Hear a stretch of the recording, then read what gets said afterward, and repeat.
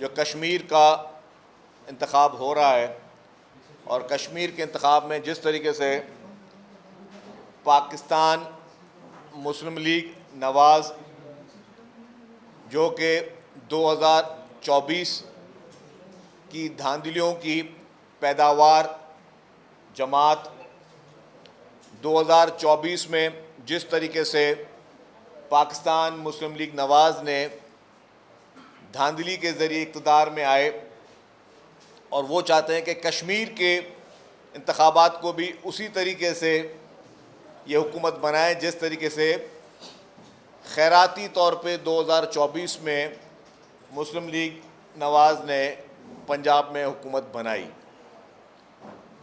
हम peoples party जो कि हमेशा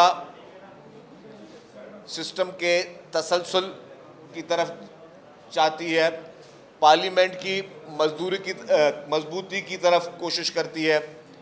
पीपल्स पार्टी की हमेशा यही कोशिश होती है कि पार्लियामेंट मजबूत हो और हम कहते हैं कि जी जमहूरी तसलसल कायम और दायम रहे। इसीलिए पीपल्स पार्टी ने 2024 में ये जानते हुए कि मुस्लिम लीग नवाज़ जो है वो एक जाली मैंडेट से इंतखाबात में आए, और ये हम नहीं पूरा पाकिस्तान का बच्चा बच्चा जानता है, ये वो कोई इल्ज़ाम तराशी नहीं है, कोई ब्लेम गेम नहीं है, पाकिस्तान का बच्चा बच्चा जानता है कि मैंडेट जो है वो उनके पास नहीं है। तो वही प्रैक्टिस वो कश्मीर में करने की कोशिश कर रहे हैं। और जिस तरह आज राजा परवेज़ अशरफ साहब की भी प्रेस कॉन्फ्रेंस हुई, उन्होंने बताया कि कश्मीर में ये मीरपुर डिवीज़न में जो इलेक्शन हुए और उस मीरपुर डिवीज़न में कहा जाता है कि ये सेकंड यूके है। सेकंड यूके इसलिए कहा जाता है कि यहाँ पे एक्सपेट्रिएट्स बहुत हैं और आधे से ज़्यादा लोग जो है वो ऑलरेडी जो है वो यूके में, बर्मिंघम में, बाकी जगहों पर रहते हैं। और वहाँ पे सिर्फ 20 पोलिंग स्टेशन है। यासीन साहब के हल्के की राजा परवेज़ अशरफ साहब ने आज उन पर रोशनी डाली कि जी 93%, 95%, 80%, 86% और कहीं कहीं पे 99.4% भी वोट जो है वो ठप्पे मार के PMLN के लोगों ने लिए। तो ये पीपल्स पार्टी किसी भी सूरत में किसी भी इलाके के लोगों के साथ ज़्यादती बर्दाश्त नहीं करेगी। मुस्लिम लीग नवाज़ जो इस तरह की साजिशें कर रही है कि कश्मीर के अवाम के मैंडेट पे वो डाका डालें, उनको डाका नहीं डालने दिया जाएगा। इससे पहले भी एक और हल्का जो था हमारा, उस हल्के में 110% वोट पड़े। जितने पोलिंग में टोटल वोट है उससे ज़्यादा 110% वोट पड़े। तो इलेक्शन कमीशन इमीडिएटली नोटिस ले और यासीन साहब के हल्के और बाकी 3 हल्के जिसमें हमने कहा है इस पर दोबारा इंतखाबात कराए जाएं, और उन पोलिंगों पे जिन पे हमें एतराज़ात हैं, जिसमें हम शवाहिद मौजूद हैं और लॉजिकल कोई भी शख्स जो है वो पढ़ सकता है कि जी इस पर ज़्यादती की गई, तो उसको दोबारा इंतखाबात कराए जाएं।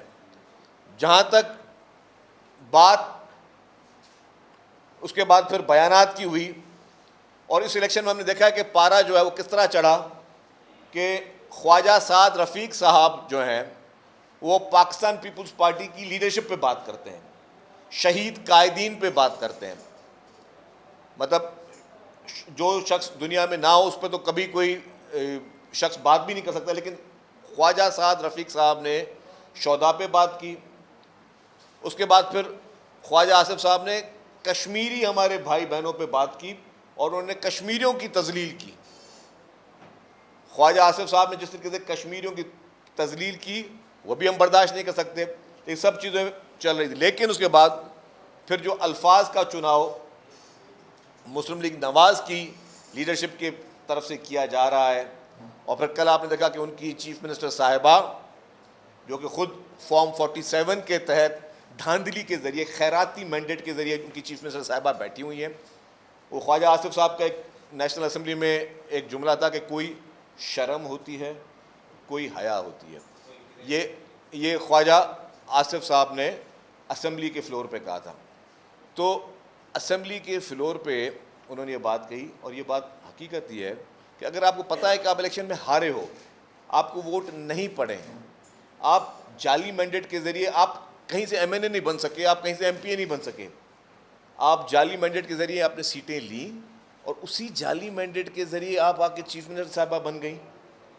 तो खुद इंसान को कुछ फील नहीं होता जब इंसान सुबह को उठता है और अपने आप को कहीं देखता भी है तो पता होता कि यार मैं क्या कर रहा हूँ, मैं किसी और चीज़ में बैठा हूँ।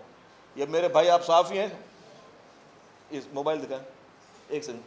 अब ये बोलूँ ये मेरा मोबाइल है, मैं बोलूँ ये मेरा मोबाइल है, मैंने सारे पूरे कैमरा सामने आपसे लिया है, तो ये मेरा तो नहीं हो गया ना भाई, ये मैंने आप माजरत के साथ आज मैं मिसाल ले रहा। तो भाई इसी तरीके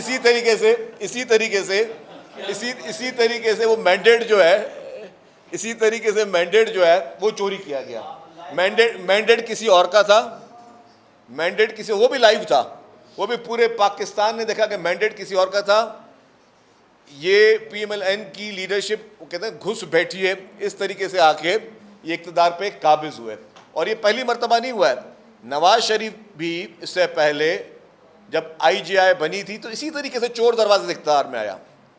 नवाज शरीफ भी चोर दरवाजे से इक़्तिदार में आया, अभी मरियम साहिबा भी जो है वो भी चोर दरवाजे से इक़्तिदार में आई हैं। और फिर जो है आज उन्होंने ट्वीट भी किया कि क़यामत कब आ रही है। अल्लाह माफ़ी दे, हमारे पास बड़े नाजुक हालात हैं मुल्क में, और मुल्क में काफ़ी जगहों पे सीरियस सूरत हाल है। इस तरह के अल्फाजात भी जो है उसका चुनाव भी मुनासिब नहीं। लेकिन क्या है कि जी, क्योंकि जब आप आवाम के वोटों से नहीं आते ना, तो फिर आपको ना इक़्तिदार की वैल्यू पता होती है, ना आपको आवाम की परवाह होती है। और आवाम की परवाह वो करता है जो आंसरेबल होता है, जो वोटों से आता है उसको आवाम की परवाह होती है।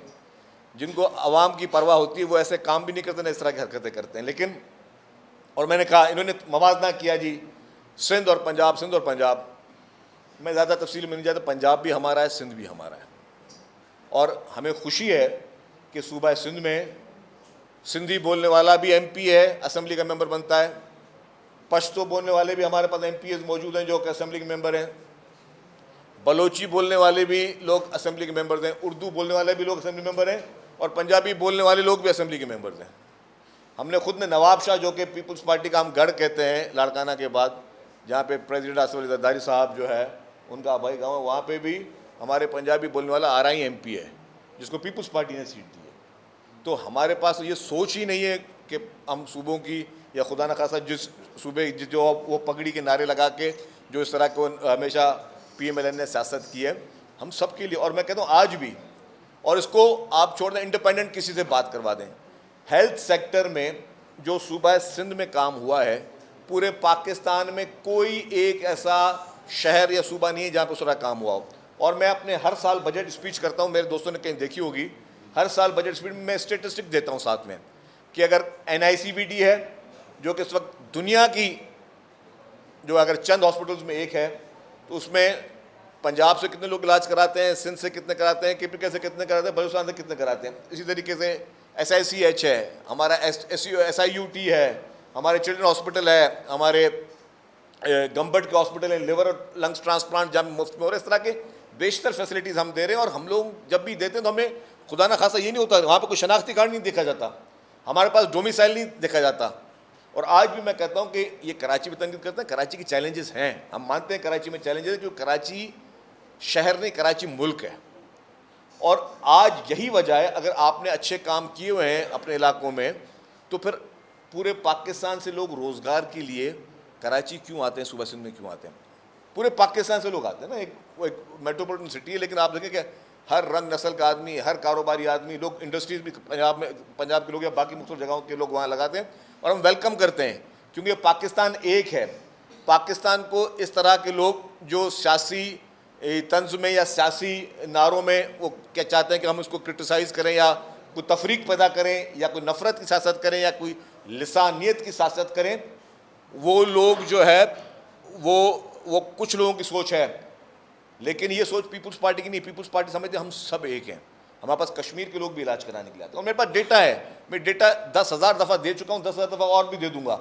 लेकिन आपकी वो पार्टी जो कि खैराती मैंडेट से पंजाब में बैठी हुई है, आपने खैराती मैंडेट में भी आपको सिर्फ जो है वो एक ही जगह से आपको वोट पड़े, आपको सिंध में एक भी सीट आपको नहीं मिली, क्योंकि आपको सोच वो थी। सिंध के बादशाह लोग उन्होंने आपको बिल्कुल रिजेक्ट किया, पंजाब के लोग भी बादशाह उन्होंने आपको बहुत बुरे तरह से रिजेक्ट किया, लेकिन आप खैराती मैंडेट से आप बैठे हैं। और आप क्या है, इनकी सोच क्या है कि जो खैराती मैंडेट के लोग हैं, आपकी सोच है कि डिक्टेटराना सोच। डिक्टेटराना सोच किस तरीके से है, मैं एक मिसाल देता हूँ। एक सहाफ़ी था, आप सब जानते होंगे, हम टीवी का, खुर्रम इकबाल, नाम सुना है आप लोगों ने? लाहौर बेस्ड है, हम टीवी का सहाफ़ी था खुर्रम इकबाल। उसने क्या किया, उसने मरियम नवाज साहिबा का एक ट्वीट, उनका कोई खिताब था, उस खिताब में मरियम नवाज साहिबा ने, मोहतरमा के मुंह से कोई स्लिप ऑफ टंग हो गया उनके वाले साहब के लिए, मोहतरमा मरियम नवाज साहिबा का जो स्लिप ऑफ टंग हुआ उसको उसने ट्वीट कर दिया। क्या किया उस सहाफ़ी के साथ? उस सहाफ़ी को उठाया, उस पर पर्चा कटवाया, गायब करवाया, पुलिस से गायब करवाया। सादे कपड़ों में पुलिस गई है, उन्होंने उसको उठाया है, उस सहाफ़ी को, उसको मारा है, जदोकोब किया है, और फिर चैनल को बोला कि माफ़ी मांगोगे तो हम तुम्हारा सहाफ़ी को छोड़ेंगे। ये सारे आप मेरे सहाफ़ी दोस्त बैठे हुए ना, तो ये सोच क्या है? ये डिक्टेटराना सोच है। क्यों आप कहते हैं कि जी ये मेरी डिक्टेटराना सोच है, चैनलों को भी इश्तिहार हम तब देंगे जब कोई चैनल जो है वो हमारे सूबे में जो हुकूमत है उसमें खिलाफ कोई खबर नहीं चलेगा तो उसको इश्तिहार मिलेगा, वरना इसको इश्तिहार नहीं मिलेंगे। ये जो बरसात में तबाही आई, ठीक है, मैं नहीं कहता कि हुकूमत जानबूझ के, कोई कहीं पे भी बरसातें होती हैं, कोई तबाही हुकूमतें जानबूझ के करती हैं, और अगर बरसातों में अगर पानी भर गया तो उसमें आपको भी शर्मिंदगी होने की ज़रूरत नहीं है। ठीक है, पानी को एक टाइम लगता है निकलने के लिए, लेकिन जिस तरह अगर कराची में ये बरसात होती है तो उसमें चैनल की ट्रांसमिशनें चलती हैं, यहाँ पे किसी चैनल को टिकर तक चलाने नहीं दिया जाता। अगर आप चैनल ने कोई टिकर चलाया तो फिर आपके इश्तिहार बंद हो जाएंगे। तो ये डिक्टेटराना सोच है। वो डिक्टेटराना सोच की एक और मिसाल दूँ, 2 साल हो गए ज़्यादा हुकूमत को, पंजाब हुकूमत को, चीफ मिनिस्टर पंजाब साहिबा की कोई एक प्रेस कॉन्फ्रेंस मुझे बता दें। मीडिया में आने का शौक़ है, वो सारी से अपनी वीडियो रिकॉर्ड करवा के आप भेजते हैं या खिताब करते हैं, आप किसी सहाफ़ी का सवाल नहीं ले सकते। इस 2 साल में कोई एक में बता दे कि चीफ मिनिस्टर पंजाब साहिबा ने कोई एक प्रेस कॉन्फ्रेंस की हो, नहीं करती हैं वो, क्योंकि उनको पता है कि सहाफ़ी चले, चैनल के मालिकान तो वो ब्लैकमेल हो जाएंगे इश्तिहारों के सिलसिले में, लेकिन किसी सहाफ़ी ने कोई सवाल पूछ लिया अगर कोई उल्टा सीधा, तो उसको तो फिर या तो फिर एक तरीका है, उसको फिर उठा के ले जाएंगे, वो बोलेंगे तुम्हारे खिलाफ हम लोग जो है वो पीका एक्ट के तहत तुम्हारे खिलाफ हम लोग पर्चा काटेंगे और तुम्हें उठा के ले जाएंगे, फिर चैनल के मालिकान से माफ़ी मंगवाएंगे। इसी तरीके से ये किसी सहाफ़ी का सवाल भी ले सकते, कोई इंटरव्यू भी नहीं ले सकते। ये इनके इंटरव्यू आपने देखे हैं आफ्टर चीफ मिनिस्टर? नहीं आए होंगे। वो पहले आते थे, वो जब एक इंटरव्यू आया फिर उसमें कहा गया यार ये सवाल काट लो, वो मर्सिडीज़ की कोई बात ही बताने कि ये सवाल काट लो, ये कर दो, वो कर दो। इस तरह के इंटरव्यूज़ प्लान्ड जो है वो कर सकते हैं, लेकिन ये आम पब्लिक से, आम सहाफ़ियों के सवाल नहीं ले सकते ये लोग। तो करें ना प्रेस कॉन्फ्रेंस। 2 साल में कौन से लीडर ने नहीं प्रेस कॉन्फ्रेंस की है? पीपल्स पार्टी की लीडरशिप ने किया, हमारे चीफ मिनिस्टर सिंध बैठे हुए रोज़ाना प्रेस कॉन्फ्रेंस मीडिया से बात करते हैं, रोज़ाना सहाफ़ी साहब करते हैं। यहाँ इनको इतना खौफ और डर है कि कोई सहाफ़ी हमसे कोई ऐसा सवाल ना पूछ जाए जो हमारे गले में पड़ जाए। तो ये सिर्फ सोच है। और फिर आप पंजाब के लॉ एंड ऑर्डर की बात करिए, पंजाब में लॉ एंड ऑर्डर की मैं आपको बताऊं, पंजाब में इस वक्त अनफॉर्चुनेटली आपकी हुकूमत में जिस तरीके से एक्स्ट्रा जुडिशल किलिंग की आपने मिसालें कायम की हैं CTD के ज़रिए, इसकी मिसाल नहीं मिलती। और अगर आप समझते हैं ये ठीक है, अगर पंजाब में PMLN हुकूमत समझती है कि ये ठीक है, तो फिर अदालतें बंद कर दें, सारी कोर्टों को ताला लगा दें पंजाब में, कि अगर फैसले आपके पुलिस अफसरान ने जो है वो सड़कों पे करने हैं, जिसको देखा उठा के मार दिया, झूठे मुकाबले कर दिए, जी हमने इसको पकड़ा और फिर इसके साथी छुड़ाने आ गए और हम जो है इसको ये उस मुकाबले में मारा गया और थोड़ी पुलिस को खराशें भी आ गई। ये आपने कितने सैकड़ों खून इस वक्त आपके हाथ में रंगे हुए हैं, आपके हाथ सैकड़ों खून। और ये कोई मामूली बात नहीं है। ये पाकिस्तान की जो है वो तमाम उन लोगों को देखना चाहिए कि किस तरीके से, मतलब आप फैसला करने वाले होते कौन हैं? तो कानून की किताबों को बंद कर दें, अदालतों को बंद कर दें कि अगर आपकी पुलिस ने यह फैसला करना है किसको मारना है किसको नहीं मारना है। और मैंने मिसालें दी ना कि अगर हम टीवी के एक रिपोर्टर जो थे हमारे खुर्रम इकबाल साहब, उसको आपने इसलिए उठाया कि उसने एक आपकी तकरीर का स्लिप ऑफ टंग ट्वीट किया, तो जंगल का कानून आपने बनाया हुआ था ना। आज भी अगर आप लॉ एंड ऑर्डर की बात करें तो जंगल का कानून आपने पंजाब में बनाया हुआ है कि आपने CTD को इस तरीके से कह दिया है कि जी जिसको मर्जी आए, तो कल को जो उनको वोट नहीं देगा उसको मरवा देंगे ये लोग, कल कोई जो इनके खिलाफ बात करे उसको मरवा देंगे। तो ये फैशिस्ट सोच जो है, ये फाशिस्ट निज़ाम जो आपने बनाया हुआ है, क्यों ये निज़ाम कब आता है? जब आप पब्लिक को आंसरेबल नहीं होते हो, कि जब आप जाली मैंडेट में होते हो, जब आप खैराती मैंडेट में होते हैं, तो ये खैराती मैंडेट वाले लोग ये काम करते हैं। जो आंसरेबल होते हैं, जो असली वोटों से आना होता है। अगर मेरे पास, अगर मैं कोई इस तरह खुदा न खास्ता एक्स्ट्रा जुडिशियल किलिंग होगी तो कहीं में मुझे लोग सड़क में मेरे गिरेबान से पकड़ेंगे कि तुमने मेरा मासूम बच्चा जो है तुमने मार दिया, तुमने मेरे मासूम बच्चे को तुमने जो हाफ फ्राई कर दिया, फुल फ्राई कर दिया। ये सारी चीज, क्योंकि पब्लिक तो गिरेबान पकड़ सकती है। जो लोग पब्लिक के वोटों से आते हैं, जो पब्लिक के पास वोट लेने जाते हैं, वो ये काम नहीं करते। ये वो खैराती मैंडेट वाले फॉर्म 47 की पैदावार, धांधली की पैदावार, और हर दफा हुकूमत जब मिली है नून लीग को धांधली के तौर जरिए मिली है, कभी इनको जेन्युइन मैंडेट नहीं मिला। ये धांधली की पैदावार। और फिर वो जब इनको हुकूमतें हटाई जाए, जब इनकी हुकूमतें हटाई जाती हैं तो फिर क्या कहते हैं कि वोट को इज्जत दो। फिर इनको वोट की इज्जत याद आ जाती है। और जब हुकूमत में होते हैं तो बस ठीक है, फिर अपनी कुर्सी को सारा दिन चूमते रहते हैं। और दूसरी बात, ये बात कर रहे थे कश्मीर में जी, कि कश्मीर में जो है आप सूबों का मुआवजा कर सकते हैं, शहरों का मुआवजा कर सकते हैं इलेक्शन में। क्या आप कश्मीर की आवाम को या पूरे पाकिस्तान की आवाम को कह सकते हैं कि मेरा लीडर कैसा हो, कौन से लीडर को वोट दो? ऐसे लीडर को वोट दो जो हर मुश्किल हालात में मुआहदे करे, बैग भरे और भाग जाए मुल्क से। आप ऐसे लोगों को वोट देना चाहोगे, अवाम से आप बोलोगे ना, अवाम को क्या ये बोल सकते हैं कि ये कि जी हमारे लीडरान को वोट दो जो हर मुश्किल हालात में मुल्क से भाग जाते हैं? या कहेंगे कि ऐसे लीडरों को वोट दें जो इस मुल्क के लिए, जमहूरियत के लिए अपने जानें कुर्बान करें, अपने जान के नजराना दें, जो फांसी के फंदों को भी चूम के कबूल करें, जो 12-12 साल तक जेल में रहे, आपकी तरह माफ़ी मांग के मुआहदे करके मुल्क से भागे नहीं, जिनके मच्छर जो जेल में नहीं काटते हों, मुआहदों के ज़रिए जो है अपनी सज़ाएँ माफ़ ना करवाएं, मुआहदों के ज़रिए अपनी जान ना छुड़वाएं। तो सियासी किरदार भी पाकिस्तान पीपल्स पार्टी से बड़ा कोई नहीं है। और मैं आज भी कहता हूँ, आपकी पार्टी ने कुछ नहीं किया पाकिस्तान के लिए। पाकिस्तान के लिए अगर कुछ किया है तो सिर्फ पाकिस्तान पीपल्स पार्टी ने किया है। वो इसलिए किया है कि इस मुल्क को आइन पाकिस्तान पीपल्स पार्टी ने दिया, इस मुल्क को एटमी ताकत पाकिस्तान पीपल्स पार्टी ने बनाया, इस मुल्क को शहीद अवाम, कायद अवाम शहीद जुल्फ़िकार अली भुट्टो ने इस मुल्क को एटम बम दिया, जिसकी वजह से आज पूरी दुनिया जो है पाकिस्तान के करीब आने से भी डरती है कि पाकिस्तान एक ताकतवर मुल्क है। वरना आपने देखा आपके पड़ोसों में बड़े बड़े शाहूकार मुल्क हैं, अरबपति खरबपति मुल्क हैं, $बिलियन वाले मुल्क हैं, उनका असल क्या शर है, लेकिन पाकिस्तान के खिलाफ कोई मैली आंख नहीं उठा सकता, इसलिए कि पाकिस्तान पीपल्स पार्टी की लीडरशिप ने पाकिस्तान के लिए सब कुछ किया। शहीद मोहतरमा बेनज़ीर भुट्टो साहिबा ने इस मुल्क को मिसाइल टेक्नोलॉजी दी। यह है पाकिस्तान पीपल्स पार्टी की लीडरशिप। आप सिर्फ चंद एक ही जगहों पे, अपने ज़मीनों पे और उन जगहों पे आप अपने मोटरवेज बना के आप खुश हो कि हमने कोई बहुत बड़ा काम कर दिया। असल काम बोले, असल काम ये जो हमारी लीडरशिप ने किया है, जिन्होंने अपने जान के नजराने दिए और उनकी कीमत जान को देनी पड़ी। अपने शहीद जुल्फ़िकार अली भुट्टो साहब को एटमी ताकत बनाने के लिए अपने जान, उनको पता था उनकी जान की कीमत जो है उसमें, उनकी लाइफ स्टेक पे उन्होंने कहा कि मुझे परवाह नहीं, अपने मुल्क के लिए मैं घास खा लूँगा लेकिन एटम बम जरूर बनाऊंगा। हम ऐसे लीडरों के पैरोकार हैं, हम ऐसे लीडरों के पैरोकार नहीं हैं जो कि हर बार मुआहदे करके बस मुल्क से भागना है, मुल्क से जागना है। और जब भी आए तो जी हमें छोड़ दो जी, बाकी हमारी पूरी पार्टी को आप तबाह कर दो, बाकी लोगों को गिरफ्तार कर दो, हमारी जान छोड़ो, हम मुल्क से बाहर जाएं, जिद्दा जाएं, लंदन जाएं, इधर जाएं, उधर जाएं, कतर जाएं। ये सब आपके पास है सिलसिला, हमारे पास इस तरह का सिलसिला नहीं है। तो पाकिस्तान पीपल्स पार्टी, और मैं भी बताता हूँ कि आपने तरक्याती अगर काम किया है तो उसका फैसला अवाम ने करना है। सिंध ने तरक्याती काम किया तो उसका फैसला सिंध की अवाम ने करना है। 2024 के इंतखाबात को उठा लें, पाकिस्तान पीपल्स पार्टी के आप वोट गिनना शुरू कर दें।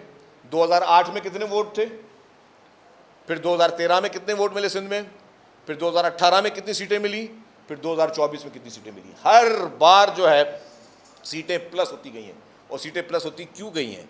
कि लोगों की जेन्युइनली खिदमत की पाकिस्तान पीपल्स पार्टी ने। वो इलाके जिनको आपने हमेशा इग्नोर किया, वो सेक्टर्स जिसको आप पूछने के लिए तैयार नहीं हैं, वो इरिगेशन सेक्टर जिसको आप पूछने के लिए तैयार नहीं है, उसको और हम लोग टेल में होने के बावजूद हमने लाइनिंग्स की हैं बैठकर, क्यों हमें तो पता है कि हमें तो पानी हमें खैरात में मिलता है, कि जितना पानी मिलता है उसको हम किस तरीके से अपने टेलेंडर्स को दें और लोगों तक हम लोग पक्की उनको सड़कें उनको पक्की वो करके दें कि जहाँ पे हमको खिदमत कर सकें, उनकी लोगों को पानी दे सकें। क्योंकि हमारे पास हमारा सोचना जो है वो किसान के लिए है, मजदूर के लिए, आपकी तरह जो है हमारा सोचना जो जागीरदार के लिए, सरमाएदार के लिए नहीं है। तो ये सोच पाकिस्तान पीपल्स पार्टी ने रखी है। पीपल्स पार्टी लोगों की खिदमत कर रही है। सड़कों की आपने बात की, सड़कों की जो हमारी प्रोविंशियल गवर्नमेंट की सड़कें आप सारी आके घूम के देखें। मैं दोबारा बोला, आप थरपारकर तक जाके देखें। थरपारकर कोयले के लिए $1 बिलियन से ऊपर जो है गवर्नमेंट ऑफ सिंध ने खर्चा किया है, $1 बिलियन से ऊपर। और वो थरपाकर जो कोयला कहाँ जाता है? पूरे पाकिस्तान के बिजली के सोल्यूशन के लिए जा रहा है। वो जो नेशनल ग्रिड में बिजली जा रही है वो सिंध को नहीं मिल रही, वो पूरे पाकिस्तान को मिल रही है।